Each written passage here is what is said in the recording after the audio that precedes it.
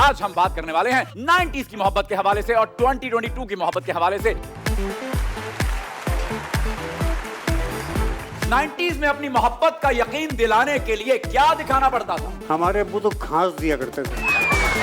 तो क्या चीज है जो आज की मोहब्बत में चाहिए सबको, मिल नहीं रही? लड़की, you know, समझना पड़ेगा। Kilometre, sorry. चूसते हैं ना बच्चे। दूसरी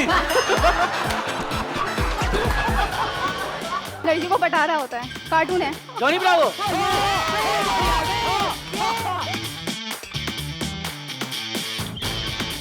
90s में एक दूसरे को मोहब्बत में डैश देने का रुझान कम था। हक करने को? Cutie pie. पुरानी मूवीज में कोई रोमांटिक सीन आ जाए तो हीरो हीरोइन की बजाय स्क्रीन पर दो डैश दिखा दिए जाते थे। दो गाड़ियां दिखा देते थे।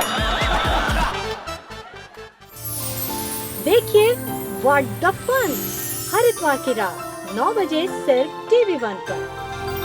आपसे रिश्ता है।